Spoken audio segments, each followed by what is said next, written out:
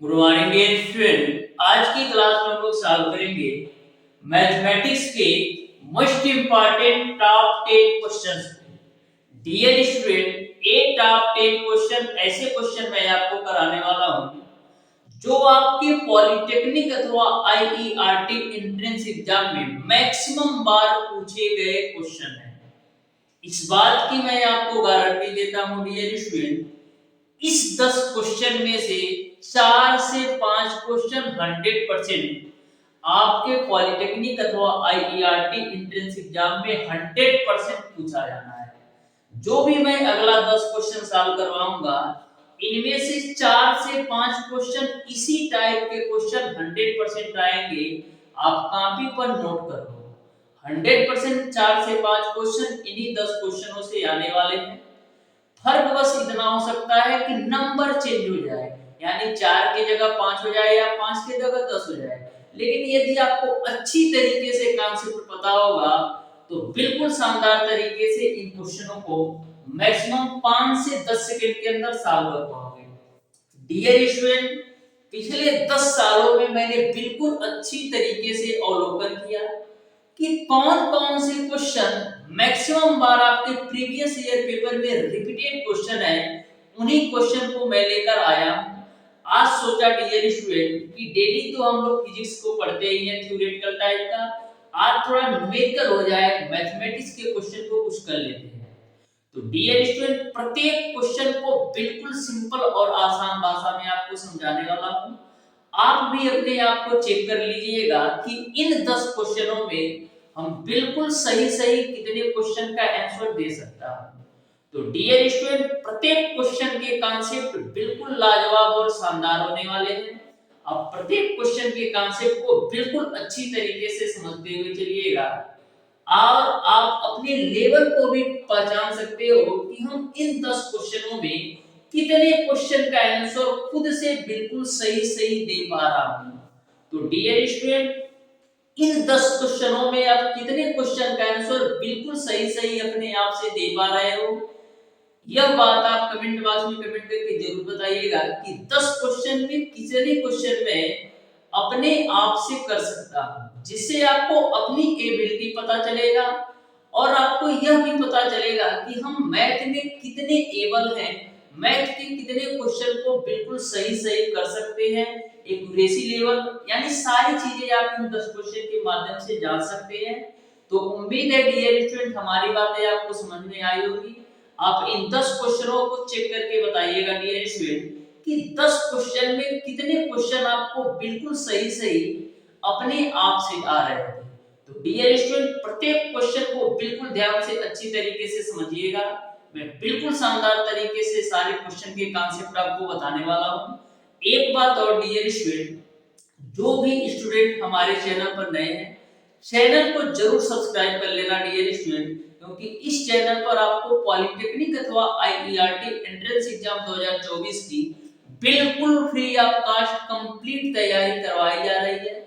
अभी तक dear student मैंने टोटल 15 चैप्टर मैथ के क्लियर करवा दिए हैं बिल्कुल कॉन्सेप्ट के साथ, और चैप्टर वाइज जितने भी क्वेश्चन दिए हैं टोटल क्वेश्चन के साथ। इसके अलावा फिजिक्स के भी 6 चैप्टर कंप्लीट हो गए हैं, 7वां चैप्टर आपका भी एक क्लास ले चुका हूं। तो बिल्कुल शानदार तरीके से सारी चीजों एक प्लान के साथ मैं लेकर चल रहा हूं। आपको सारी चीजें एक ही प्लेटफॉर्म पर बिल्कुल फ्री ऑफ कॉस्ट यूट्यूब पर देने वाला हूं। तो डियर स्टूडेंट, इस तरीके का कॉन्सेप्ट आपको किसी भी प्लेटफॉर्म पर नहीं मिलेगा, चाहे आप कोई सा भी पेड कोर्स ले लो। जो स्टूडेंट हमारे पुराने स्टूडेंट हैं उनको बिल्कुल अच्छी तरीके से पता है कि किस तरीके से मैं सारे सब्जेक्ट के सारे चैप्टर के कॉन्सेप्ट को बिल्कुल शानदार तरीके से क्लियर करता हूं। तो डियर स्टूडेंट, हम लोग स्टार्ट करेंगे आज की क्लास। देखते हैं डियर स्टूडेंट क्वेश्चन नंबर 1। तो क्वेश्चन नंबर 1 को बिल्कुल ध्यान से समझिएगा। बोला है 8 के प्रथम 15 गुणजों का योग है। 8 के प्रथम 15 गुणजों का योग क्या है, ये आपको बताना है। तो बिल्कुल सिंपल सा क्वेश्चन है। कभी भी आपसे इस टाइप से क्वेश्चन पूछा जाए तो कैसे बताना है। 8 के प्रथम 15 गुणजों का योग बताना है। तो पहला आता है 8 होगा, फिर 16 होगा, फिर डॉट डॉट डॉट, लास्ट वाला कितना होगा, लास्ट वाला आपका 120 होगा। कैसे, क्योंकि 15 बट्ठी 120 होता है। आपको 15 गुणजों का योग बताना है, तो पहला ए दूसरा ए, वैसे ही तीसरा आपका 24 आएगा, और जो 15वां आएगा वो आपका 120 आएगा, क्योंकि 15 बट्ठी 120 होता है। यहाँ तक आपको क्लियर है। अब आपको 15 गुणजों का योग बताना है। यदि आप ऐसे जोड़ते चलोगे तो काफी टाइम लग जाएगा, लेकिन हमको करना क्या है, टाइम को बचाना है, क्योंकि टाइम का बाउंडेशन होता है। तो हम लोग करेंगे क्या डियर स्टूडेंट, हमको प्रथम पद की वैल्यू पता चल गई कि 8 है, और अंतिम पद की वैल्यू पता चल गई कि आपका 120 है। तो बिल्कुल आसानी से यदि हमको प्रथम पद पता हो और अंतिम पद पता हो तो उनका योग हम ज्ञात कर सकते हैं। कैसे ज्ञात करते हैं, यस बराबर डियर स्टूडेंट आपका होता है n/2 a प्लस l के माध्यम से हम संख्याओं का योग ज्ञात कर सकते हैं। कब, जब हमको अंतिम पद पता हो और प्रथम पद पता हो तब। n की वैल्यू कितनी है, 15, क्योंकि 15 पदों का योगफल ज्ञात करना है। तो n की वैल्यू 15 रख दो, तो 15 बटे का 2, a की वैल्यू आपका 8 है और l की वैल्यू आपका 120 है। इसी को सॉल्व कर लो तो मिल जाएगा आपका 15 गुणे 128, अब बट्टे में 2, 2 से काटो तो 2 छक्का 12 और 2 चौक 12, तो कितना मिलेगा, 15 चौको 60, अब 15 छक्का 90 से 96, यानी 960 मिल जाएगा। 8 के प्रथम 15 गुणजों का योगफल आपका 960 मिलेगा, यानी क्वेश्चन नंबर 1 का ऑप्शन नंबर बी सही है। ये तो आपको समझ में आया होगा। देखिएगा डियर स्टूडेंट क्वेश्चन नंबर 2 को। क्वेश्चन नंबर 2 आपका है, यदि sin 2a बराबर 2 sin a तो a का मान, बिल्कुल सिंपल सा क्वेश्चन है। बोला है यदि sin 2a बराबर 2 sin a तो a का मान कितना होगा, a आप बताओ। तो sin 2a का फार्मूला क्या होता है, sin 2a का फार्मूला होता है 2 sin a इनटू का cos a बराबर आपका हो जाएगा 2 sin a। अब देखो 2 sin a से 2 sin a खपचा में, तो मिल जाएगा आपको क्या, cos a बराबर आपको मिल जाएगा a। अब बताओ cos के पदों में कितने डिग्री का मान 1 होता है, तो cos के पदों में डियर स्टूडेंट cos 0 डिग्री का मान 1 होता है। तो cos से cos कैंसिल आउट होगा, यानी a की वैल्यू कितना मिल जाएगा, 0 डिग्री। इस तरीके से डियर स्टूडेंट क्वेश्चन नंबर 2 का ऑप्शन नंबर ए सही हो जाएगा। ऑप्शन नंबर ए जो होगा क्वेश्चन नंबर 2 का राइट आंसर होगा। देखिएगा डियर स्टूडेंट बहुत ही बेहतरीन क्वेश्चन और बहुत ही कॉन्सेप्चुअल क्वेश्चन, क्वेश्चन नंबर 3 है। ऐसा क्वेश्चन अक्सर आपके एग्जाम में पूछा गया क्वेश्चन है। आप ध्यान से देखिएगा, एक क्वेश्चन मैं बताऊंगा और इस तरीके से इस क्वेश्चन को बता दूंगा ना कि ऐसा क्वेश्चन कभी भी आपके एग्जाम में पूछ लिया जाएगा, आपसे छूटेगा नहीं। बिल्कुल ध्यान से इस क्वेश्चन के कॉन्सेप्ट को समझो। बोला है 3 अंकों की कितनी संख्याएं 7 से विभाज्य हैं।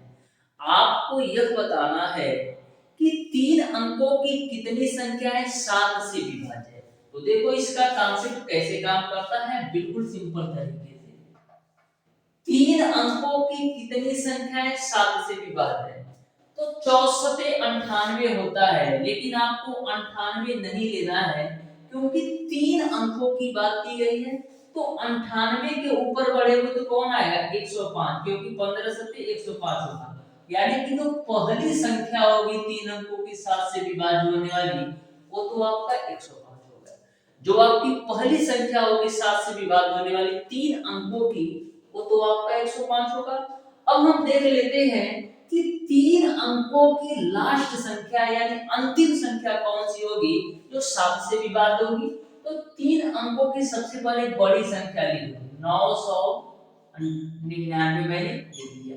इसके ऊपर जाओगे तो 4 अंक हो जाएगा, लेकिन हमको लेना कितना है, 3 अंकों की कितनी संख्याएं निकालना है कि जो कि 7 से विभाज्य है। अब देखो, अब क्या करेंगे, 7 से काट दो, तो देखो 7 एकदम 7 होता है ना, ध्यान से देख लेना, बढ़ाना मत। फिर बचेगा आपका 2 अंक, फिर 7 चौको 28 मिनट हो जाएगा, ठीक है ना, फिर एक 9 बचेगा, फिर 7 गुना 14 हो जाएगा, यानी कहीं ना कहीं आपका 5 शेषफल आ रहा है। 5 आपका शेषफल आएगा, जब 7 से काटोगे 999 को तो 142 बार में पूरा पूरा कटेगा, लेकिन 5 शेषफल देकर जाएगा, यानी कि इसमें से यदि मैं 5 घटा दूं तो 3 अंकों की सबसे बड़ी संख्या हमको मिल जाएगी जो 7 से विभाज्य है। यदि मैं इसमें से 5 घटा दूं तो 3 अंकों की सबसे बड़ी संख्या मिल जाएगी जो आपका 7 से विभाज्य है, यानी कि यह कितना होना चाहिए, 994 होना चाहिए, यानी कि 3 अंकों की जो सबसे बड़ी संख्या होगी वो आपका 994 होगा। ये बात आपको क्लियर है। अब आपका क्वेश्चन चुटकियों में सॉल्व हो गया। तो संख्याओं की संख्या कैसे निकालते हो, तो ये तो आपका 105 हो गया, दूसरा आपका कितना होगा, 7 बढ़ जाएगा यानी 112, ऐसे आपका चलता है। तो संख्याओं की संख्या कैसे निकालोगे, तो संख्याओं की संख्या निकालने का बिल्कुल सिंपल और आसान सा कांसेप्ट है, बिल्कुल सिंपल और आसान सा कांसेप्ट है, n बराबर l माइनस का a divided by common difference और प्लस कॉमन, बस यही सिंपल सा फार्मूला है, यानी कि लास्ट टर्म माइनस का first term divided by common difference plus common, ठीक है। तो लास्ट टर्म आपने निकाला है 994 और फर्स्ट टर्म आपका है 105, कॉमन डिफरेंस कितना है, कॉमन डिफरेंस कितना है, 7 7 का ही तो चल रहा है, बट्टे का 7, अब प्लस का 1 कर लो, इसी को सॉल्व कर लो, तो देखो कितना होगा, 994 में से 105 घटाओ तो 14 में से 5 जाएगा 9, 8 में से 0 जाएगा 8, फिर 9 में से 1 जाएगा 8, बट्टे का 7, अब प्लस का 1 कर लो, ठीक है। 7 से काटेंगे, 7 एकम 7, फिर 7 दूना 14, फिर 7 सते 49, तो 127 यहाँ से और एक यहाँ से, तो टोटल मिल जाएगा 128, यानी कि 128 ऐसी संख्याएं होंगी 3 अंकों की जो 7 से विभाज्य होंगी, 128 ऐसी संख्याएं होंगी जो 7 से विभाज्य होंगी 3 अंकों की। अब एक क्वेश्चन मैं आपको होमवर्क का दे रहा हूं, नोट कर लो, ठीक है। क्या नोट करोगे, देखो आप लोग ये बता दीजिएगा डियर स्टूडेंट कि 3 अंकों की 3 अंकों की 3 अंकों की 9 से विभाज्य होने वाली संख्याओं की संख्या बताइए, विभाज्य होने वाली संख्याओं की संख्या बताइए। तो इस क्वेश्चन को नोट कर लो, इसी क्वेश्चन के बिहाफ पर लगना है, यानी इसी क्वेश्चन के कॉन्सेप्ट पर लगना है कि 3 अंकों की संख्याओं की संख्या आपको बताना है जो कि 9 से विभाज्य हो, यानी कि 3 अंकों की ऐसी कितनी संख्याएं हैं जो कि आपका 9 से विभाज्य है। इस क्वेश्चन का आंसर कमेंट बॉक्स में कमेंट करके जरूर बताना।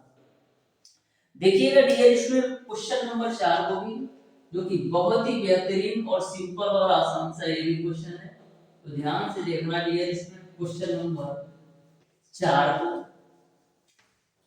तो क्वेश्चन नंबर 4 है आपका डियर स्टूडेंट, यदि x बराबर a sin थीटा और y बराबर b tan थीटा, तो a स्क्वायर बट्टे का x square minus b square बट्टे का y स्क्वायर का मान क्या होगा, ये आप बताना है। तो ध्यान से समझिएगा, x बराबर आपको दे रखा है a sin थीटा, ठीक है, x बराबर आपको दे रखा है a sin थीटा, y बराबर आपको दे रखा है b tan थीटा, ठीक है।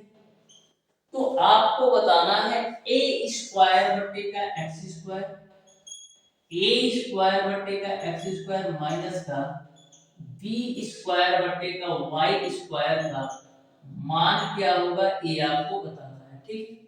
तो a स्क्वायर है तो a स्क्वायर रखो। अब देखो x की वैल्यू आपका कितना है, a sin थीटा, लेकिन यहाँ पर x स्क्वायर के रूप में लिखना है, तो a sin थीटा का होल स्क्वायर करोगे तो क्या मिलेगा, a square sin square theta minus का a आपका b स्क्वायर है, y की वैल्यू कितना है b tan थीटा, तो b tan थीटा का स्क्वायर करोगे तो b square tan square theta मिलेगा, a स्क्वायर से a स्क्वायर, b स्क्वायर से b स्क्वायर, तो यहाँ पर आपको 1/sin स्क्वायर थीटा मिल रहा है, एक बट्टे साइन स्क्वायर थीटा को हम क्या लिख सकते हैं, कोसेक स्क्वायर थीटा माइनस का एक बट्टे टेन स्क्वायर थीटा, एक बट्टे टेन स्क्वायर थीटा को हम क्या लिख सकते हैं, काट स्क्वायर थीटा। अब कोसेक स्क्वायर थीटा माइनस काट स्क्वायर थीटा बराबर कितना होता है, एक होता है। इस तरीके से डियर स्टूडेंट क्वेश्चन नंबर 4 का ऑप्शन नंबर बी सही हो जाएगा। एक जो होगा इस क्वेश्चन का बिल्कुल राइट आंसर होगा।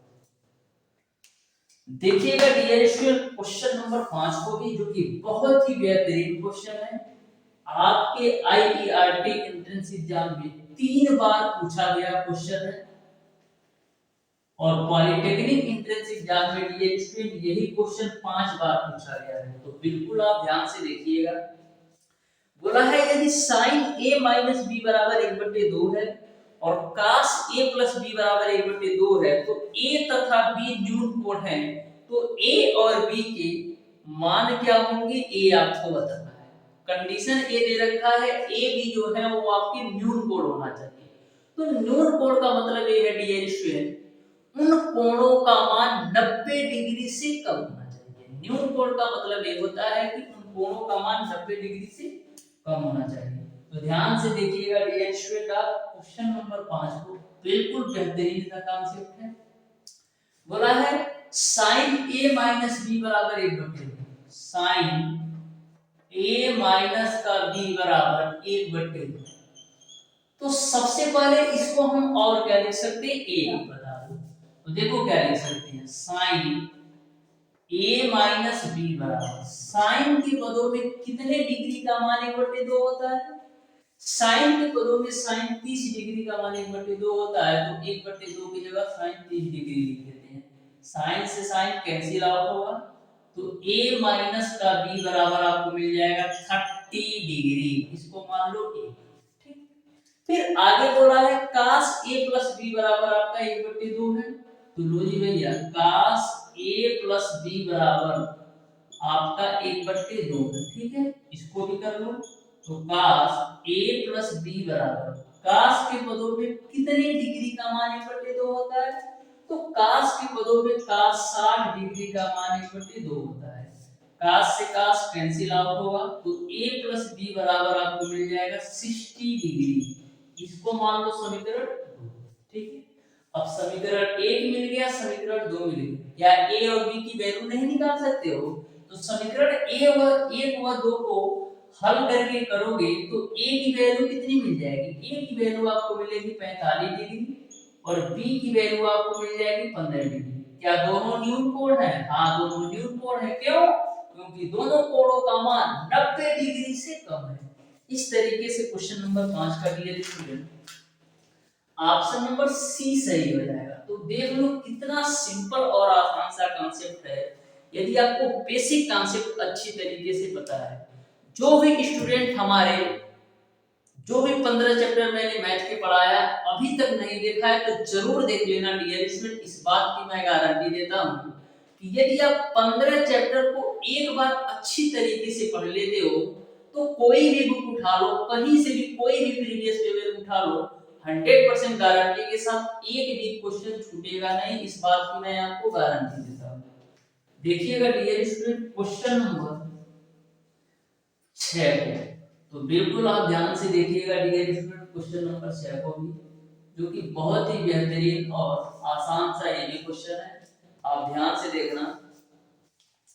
बोला है यदि बिंदु a बराबर आपको 2,3 दे रखा है और b बराबर 4, k दे रखा है और c बराबर 6, -3 दे रखा है, समरेखी है, तो k का मान क्या होगा, ये आपको बताना है। ध्यान से देखना, a की जो वैल्यू है वो आपको दे रखा है कितना, 2,3। लो जी भैया 2,3। b की वैल्यू आपको कितना दे रखा है, 4, तो 4, मैंने ले लिया। और c की वैल्यू आपको कितना दे रखा है, 6, -3। तो आपको बताना है कि यदि यह तीनों बिंदु समरेखी हों, तो आपको k की वैल्यू क्या होगी, ये आपको बताना है। तो सबसे पहले तो आपको ये पता होना चाहिए कि समरेखी का कंडीशन क्या होता है। किसी भी त्रिभुज के समरेखी होने का कंडीशन ये होता है डियर स्टूडेंट कि जो त्रिभुज का क्षेत्रफल होता है वो आपका 0 के बराबर होता है। त्रिभुज का जो क्षेत्रफल होता है वो आपका 0 के बराबर होता है। तो यहाँ पर 0 बराबर। अब त्रिभुज का क्षेत्रफल कितना होता है? त्रिभुज का क्षेत्रफल लिखने के लिए देखो याद करने का सिंपल कॉन्सेप्ट बताता हूँ। सबसे पहले 1/2 लिख लो, x y माइनस y 3 बार लिख लो, x y minus y plus का x y माइनस का y प्लस का x y माइनस का y, ये आप 3 बार लिख लेना है। फिर जमा देना है 123, 231 और 312। 2 से 3 बार इस फार्मूले को लिखोगे ना, अच्छी तरीके से आपको याद हो जाएगा। किसी भी त्रिभुज के तीनों बिंदु दे रखे हैं तो उसका जो फार्मूला होता है x y minus y, x y minus y, x y minus y, 3 बार लिख लो। फिर 123, 231 और 312 जमा हो। अब देखो 1/2 है तो 2 तो गुणा होगा, ये 0 हो जाएगा, यानी इसका कोई मतलब नहीं है।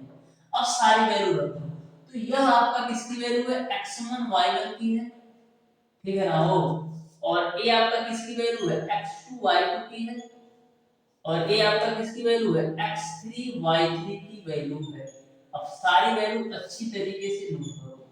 तो x1 की वैल्यू कितना दे रखा है? 2 दे रखा है, 2 रख दिया। y2 की वैल्यू k है और y3 की वैल्यू आपका कितना है? माइनस का 3। तो यह माइनस और एक फार्मूले से माइनस तो प्लस का 3 हो जाएगा, ठीक है ना हो। प्लस का x2 की वैल्यू कितना दे रखा है? 4 दे रखा है, तो मैंने 4 रख दिया। y3 की वैल्यू कितना दे रखा है? माइनस का 3, बीच में माइनस। फिर y1 की वैल्यू कितना है? 3, तो मैंने 3 रख दिया। प्लस का x3 की वैल्यू कितना है? x3 की वैल्यू आपका 6 है और y1 की वैल्यू कितना है? y1 की वैल्यू आपका है 3 माइनस का y2 की वैल्यू क्या है? 3। बस सॉल्व करो, देखो क्या होगा। यहां पर हम 2 से गुणा कराते हैं तो 2k प्लस का 6 मिलेगा, -3 -3 -6 और -6 गुणे 4 होगा तो माइनस का 24 मिलेगा।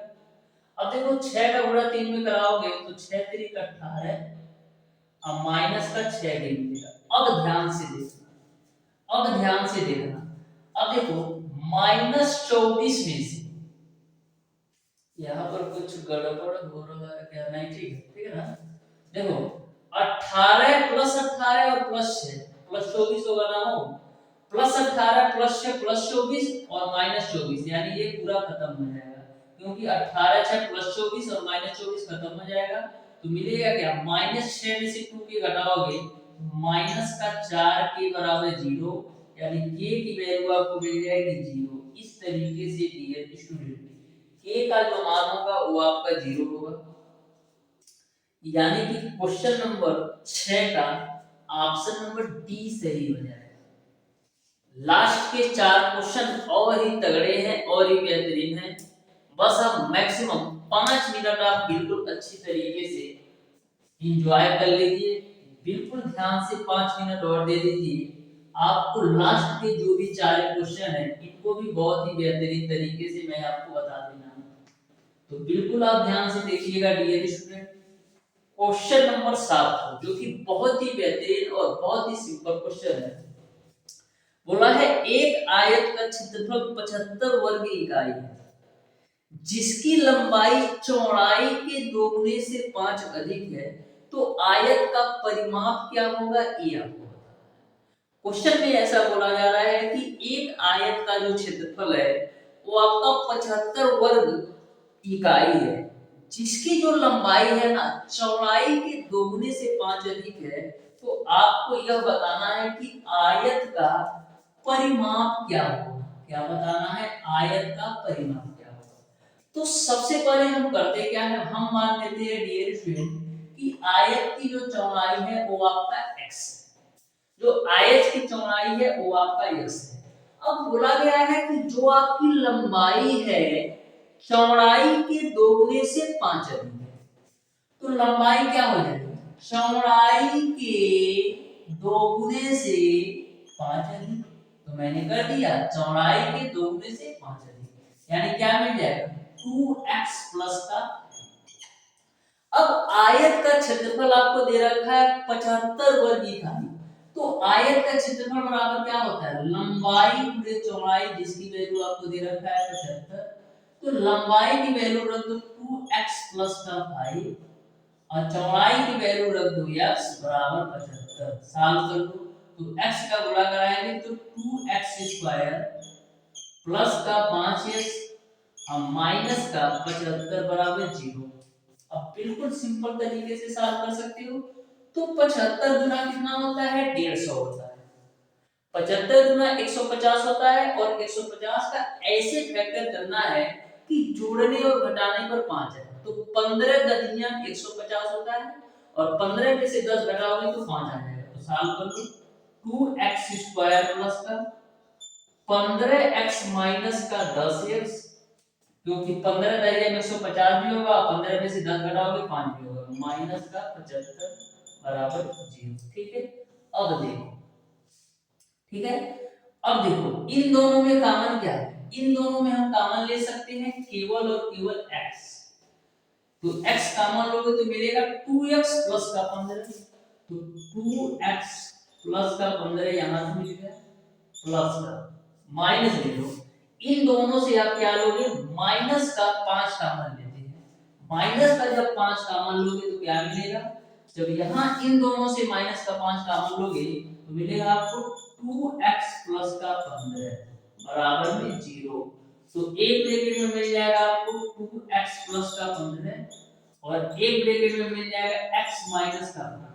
तो यहां से तो माइनस आएगा जो कि मतलब नहीं है, यहां से x की वैल्यू निकालोगे तो 5 मिल जाएगा, यहां से x की वैल्यू निकालोगे तो 5 मिल जाएगा।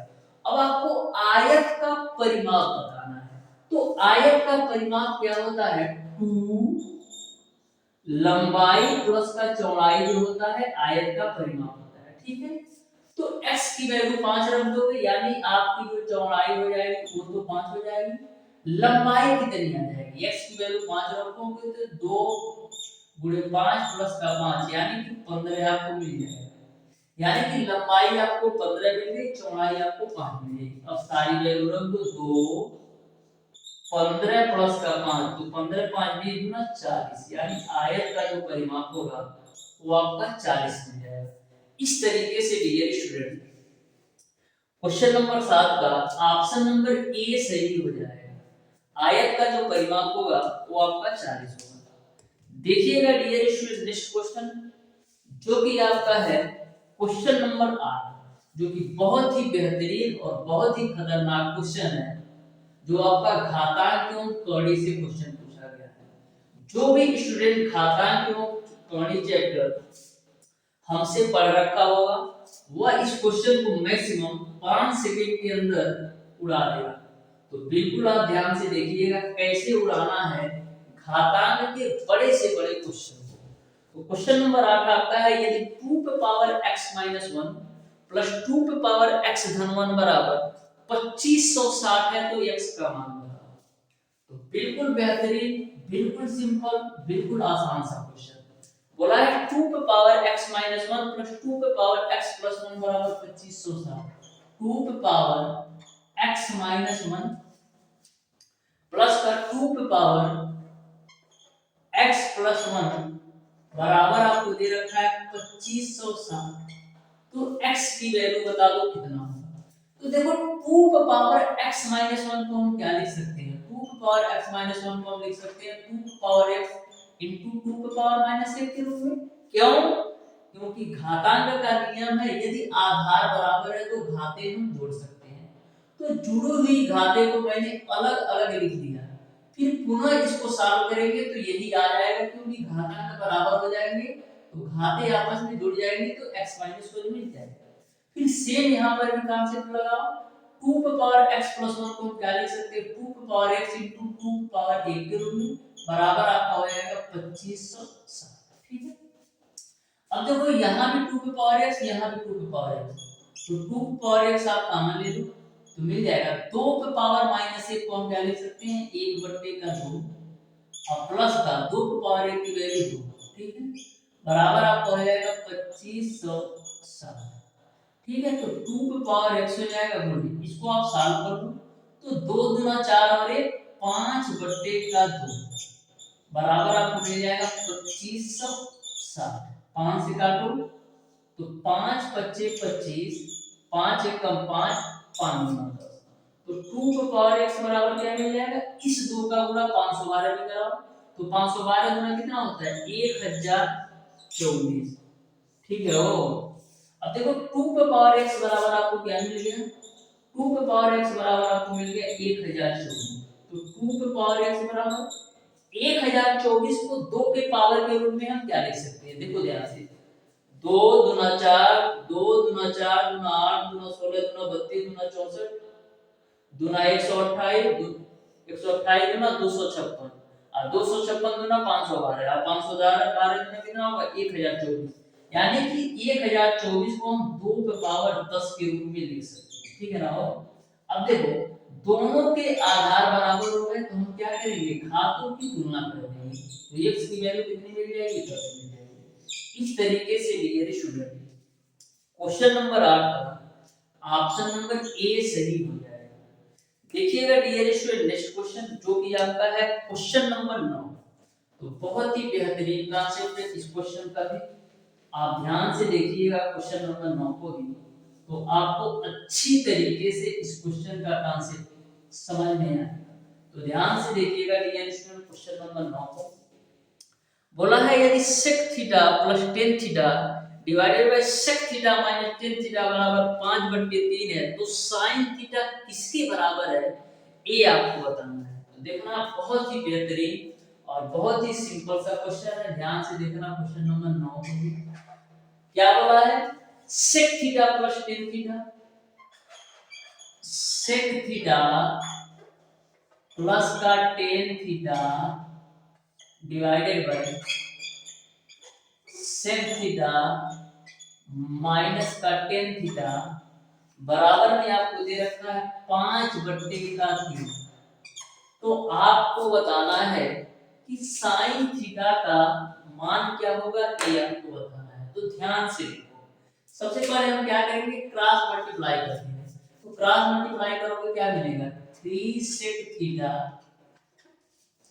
प्लस का 3 tan थीटा बराबर आपको मिल जाएगा 5 sec थीटा माइनस का 5 tan थीटा। ठीक है, यहां तक आपको क्लियर है, मैंने क्रॉस मल्टीप्लाई कर दिया। अब sec वाली वैल्यू को एक तरफ कर लो और tan वाली वैल्यू को एक तरफ कर लो तो 5 sec थीटा और 5 sec थीटा में से 3 sec थीटा घटाओगे कितना मिलेगा 2 sec थीटा। 5 sec थीटा में से 3 sec थीटा घटाओगे 2 sec थीटा मिलेगा। उसके बाद से ये आपका 3 tan थीटा है, जब माइनस का 5 tan थीटा लेफ्ट साइड में आएगा तो क्या होगा, टोटल मिलके हो जाएगा आपको 8 tan थीटा। मैंने क्या किया, मैंने बस यही किया sec थीटा को एक तरफ और tan थीटा को एक तरफ कर दिया। तो देखो माइनस का 5 tan थीटा को मतलब tan थीटा वाली वैल्यू को एक तरफ कर दिया और sec थीटा वाली वैल्यू को एक तरफ, बस यही समझो। ठीक है, अब देखो 2 से काट दो तो 2 चौको 8। sec थीटा को क्या लिख सकते हो, लिख सकते हो 1 अपान का cos थीटा और ये आपका 4 है तो 4 रखो। tan थीटा को क्या लिख सकते हो, sin theta divided by cos theta. e cos theta से e cos थीटा खुपचा में तो sin थीटा बराबर क्या मिल जाएगा 1/4। इस तरीके से डियर स्टूडेंट क्वेश्चन नंबर 9 का ऑप्शन नंबर सी सही हो जाएगा। देख रहे हो ना कितना सिंपल और आसान तरीके से मैंने इस क्वेश्चन का कांसेप्ट बताया। देखिएगा डियर स्टूडेंट क्वेश्चन नंबर 10 को भी, जो कि बहुत बेहतरीन और शानदार सा ये क्वेश्चन है। आप ध्यान से देखिएगा क्वेश्चन नंबर 10 को भी। क्वेश्चन नंबर 10 आपका है डियर स्टूडेंट, यदि किसी निश्चित धनराशि का 2 वर्ष का 8% वार्षिक दर से चक्रवृद्धि ब्याज का साधारण ब्याज का अंतर रुपया 32 है तो वह धनराशि होगी। यह question same to same question मैंने साधारण एवं चक्रवृद्धि ब्याज के चैप्टर में भी पढ़ाया है।